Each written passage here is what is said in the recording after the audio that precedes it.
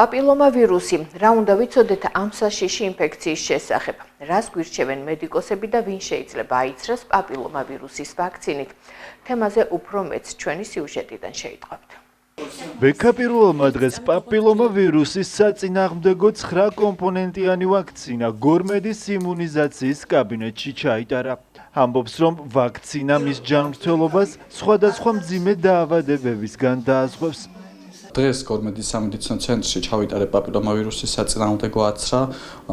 საზოგადოებისთვის კარგად ცნობილია, რამდენად მნიშვნელოვანია ამ ვირუსის წინააღმდეგ ბრძოლა და ასევე ადამიანებმა გამოიმუშაონ მასობრივი იმუნიტეტი, გამომდინარე იქიდან, რომ პაპილომავირუსი სწორედ ის ვირუსია, რომელიც კიბოსმა პროვოცირებად ხშირ შემთხვევაში ხდება და განსაკუთრებით მნიშვნელოვანია, რომ ახალგაზრდებმა იცოდნენ, რამდენად მნიშვნელოვანია ამ ვირუსის წინააღმდეგ ვაქცინაცია და ერთ-ერთი გამოსავალია ვაქცინაცია პრევენციისთვის.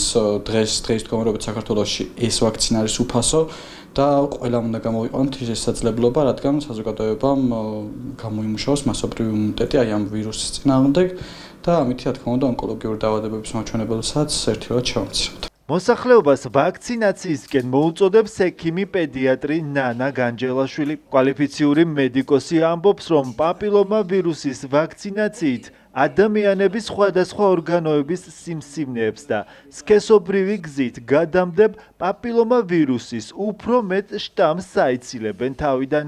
ადამიანის პაპილომავირუსის არსებობს 200-მდე სახეობა. ამათგან ძირითადად 12 არის ისეთი შტამი, რომელიც იწვევს სხვადასხვა სახის ორგანოების კიბოს.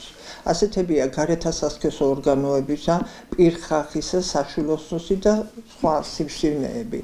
ადამიანის პაპილომავირუსის დასნებოვნებიდან უნდა გავიდეს დაახლოებით 20 წელი, რომ მერე კიბო განვითარდეს.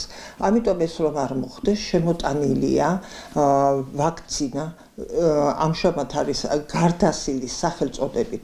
ადრე იყო 4 კომპონენტიანი, 4 შტამის საწინააღმდეგო, ეხლა შემოვიდა 9 კომპონენტიანი. ანუ 9 შტამის ესობაში შედის ძირითადად ის შტამები, რომლებიც იწვევენ ხშირ შემთხვევაში ადამიანში კიბოს.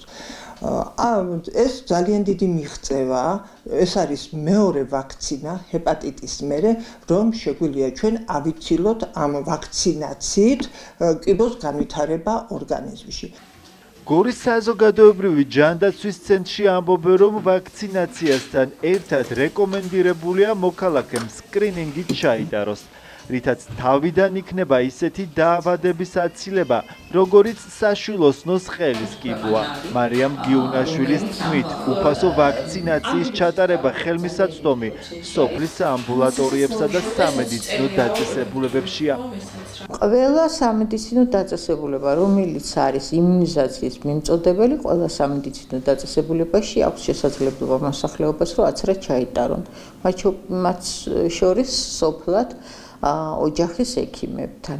ვაქცინაციასთან ერთად არის რეგულარული სკრინინგის სტარტება APV-ს საწინააღმდეგო, პაპილომავირუსის საწინააღმდეგო და აი ერთად კომბინაცია არის ძალიან კარგი საშუალება კიბოს წინააღმდეგ ბრძოლის, საშვილოსნოს ხელის კიბოს წინააღმდეგ ბრძოლის. კვლევები ხოსούν მიმდინარეობს 2020 წლის მონაცემებით მსოფლიოში დაახლოებით 600,000 ადამიანი იქნა საშვილოსნოს ხელის კიბოთი დაავადებული და მათგან ნახევარი გარდაცვალებით დასრულდა. ეს გადადის ეს ვირუსი კონტაქტური გზით კანიდან კანზე დაინფიცირებული კანიდან და გადადის სქესობრივი გზით. იშვიათად, ძალიან იშვიათად მშობიარობის დროს დედიდან შვილზე შეიძლება გადავიდეს. დღეს პაპილომავირუსით გამოწვეული ონკოლოგიური დაავადებების მაჩვენებელი ისევ მაღალ ნიშნულზე რჩება. ამიტომ სპეციალისტები მოსახლეობას ვაქცინაციისკენ მოუწოდებენ. პაპილომავირუსის ახალი ვაქცინით აცრები კი 10 წლის ასაკიდან არის დასაშვები როგორც გოგონების, ასევე ვაჟებისთვის.